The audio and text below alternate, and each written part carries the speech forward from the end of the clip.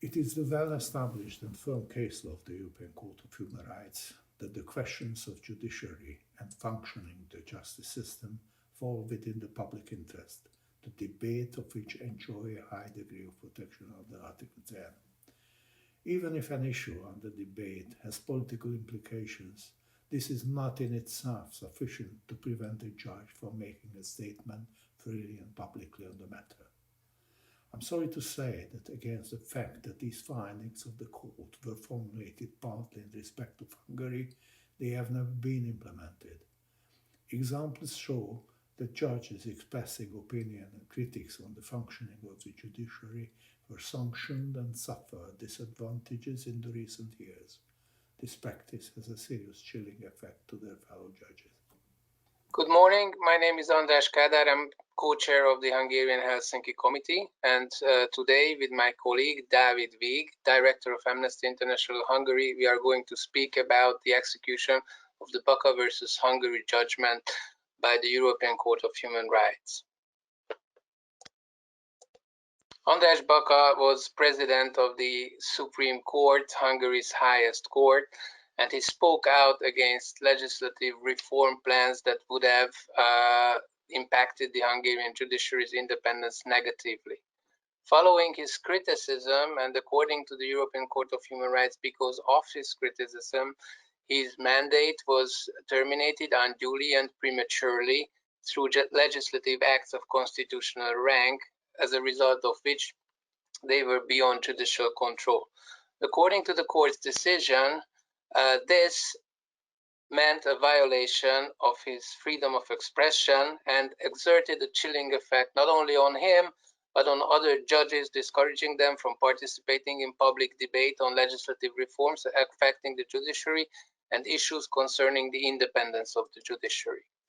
We are going to talk about the context very briefly. The governing majority in Hungary has been systematically undermining the independence of the Hungarian judiciary since 2011 through different legislative and organizational steps.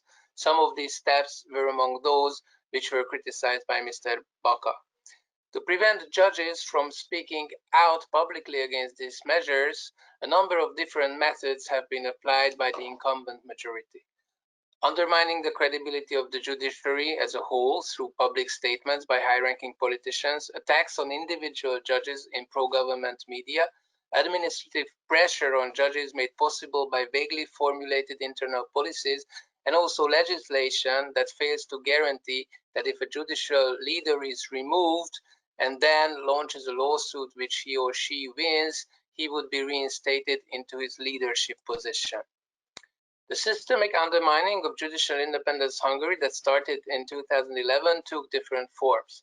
The first step was the abrupt mandatory retirement, decrease, lowering of the mandatory retirement age of judges, which affected a very high number of judicial leaders. Although these judges were later reinstated as judges, but they could not reclaim their judicial leadership positions, which meant a significant change in the composition of leadership within the Hungarian judiciary. This was followed by the centralization of the administration of the courts. The previously working self-governing body of the judiciary was replaced by a one-person institution, the president of the newly established National Judicial Office, who, according to the Venice Commission, held powers that were way too extensive to be wielded by a single person. This resulted in a constitutional crisis in which the president of the National Judicial Office and the National Judicial Council, which is the self-governing body of judges, repeatedly clashed over unlawful appointments of judicial leaders by the president. The latest step in this process was a late 2019 law that extended political influence over the judiciary, guaranteeing that judicial decisions in politically sensitive cases could be favorable to the government, and making it possible for constitutional court judges to become judges in the Curia, which is now the highest court in Hungary. One method of putting pressure on judges to silence the critical voices is public attacks on the judiciary as a whole and individual judges. Incumbent politicians have repeatedly exerted undue pressure on the judiciary by undermining the credibility of individual decisions, sometimes during pending cases, and eroding trust, confidence in the judiciary as a whole. By way of example, in one case where segregated Roma pupils were provided with financial compensation with the court that triggered outcry in the majority society, one incumbent government MP said that the court decision may be in accordance with the law, but it is unjust, biased, excessive, and destructive. And this opinion was echoed by the Prime Minister on many occasions, who said that he would put an end to such lawsuits and such compensations through legislative means. There are also consistent attacks on individual judges who speak out against pressure on judicial independence in the government-aligned media. By way of example, 3 judges won civil defamation lawsuits for false or distorted information that was published about them in such media organs. And now I will give the floor to David, who will lead you through other means of pressure and also what can be done and what can be suggested to handle this situation. Thank you. Other measures that may have a detrimental effect to the independence of the judiciary, including chilling effect of Hungarian judges, are measures of retaliation that includes administrative measures taken against individual judges. Some of the types of administrative measures that we have captured throughout our research work included bonus cuts, exclusion from judicial working groups, or even the deprivation of training opportunities for judges, or harsher working conditions.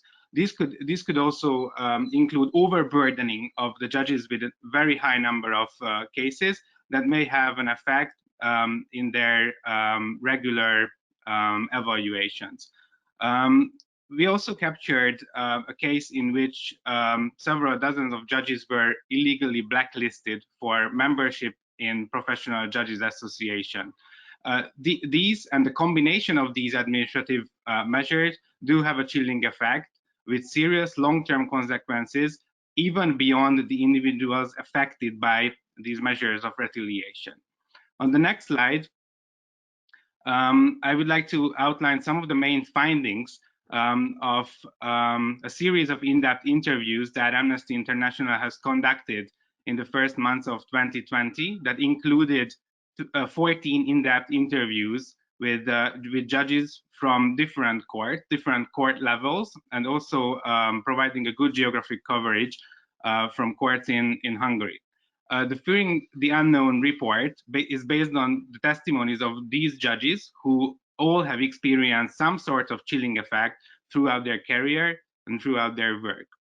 The conclusion of the report is that the institutional changes that Andras has just highlighted resulted in a chilling effect at courts, and judges are scared of speaking up in defense of their opinion, which results in weak solidarity among judges. There is a climate of distrust in courts that scares away judges from speaking up, even if there is a legislative or institutional change happening that may affect their work. Judges and their judgments have experienced an increase in the quantity and severity of these attacks, also from political figures and the government-aligned media.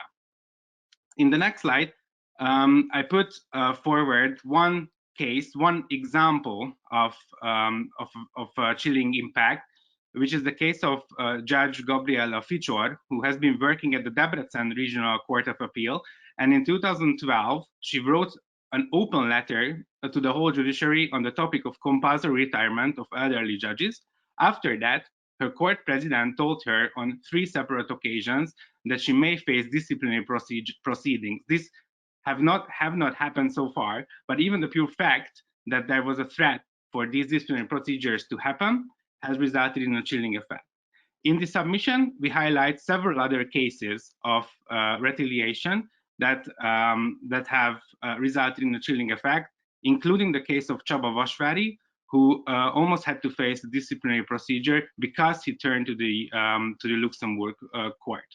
Since January 2020, there is a new president of the National Judiciary Office, and this has resulted in improvements with regards to court administration, yet the chilling effect continues to prevail all across the judiciary. One of our interviewees that we interviewed in summer 2020 concluded that previous tangents that we captured before have turned into apathy. So without several institutional changes that we recommend, this chilling effect cannot be overcome. The chilling effect continues to prevail in the judiciary and will continue to do so unless the framework providing overarching powers to the President of the National Judiciary Office is addressed. We think that the National Judiciary Office President and court leaders, under his or her potential influence, can exert administrative pressure directly and indirectly on the judiciary.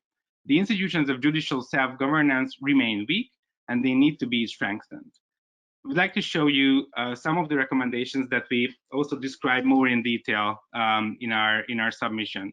We kindly recommend that the committee continues examining the Baka case under enhanced procedure, and we call on the government of Hungary to protect the integrity of the National Judiciary Council judges members and guarantee that they can exercise their statutory rights and obligations of safeguarding judicial independence without any undue interference. We call on the government of Hungary to refrain from and condemn any public harassment, intimidation, or retaliation against judges.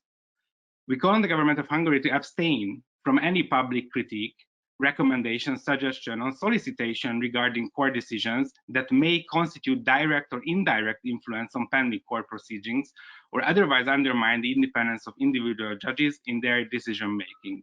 And we also call on the government of Hungary to amend the law to ensure that judges may be reinstated to their former leadership positions after it is concluded that their dismissal was unlawful. And finally, we would like to call the government of Hungary to address the issue of judicial independence holistically and comprehensively, in line with the respective international standards and the specific recommendations for Hungary by international bodies. Thank you.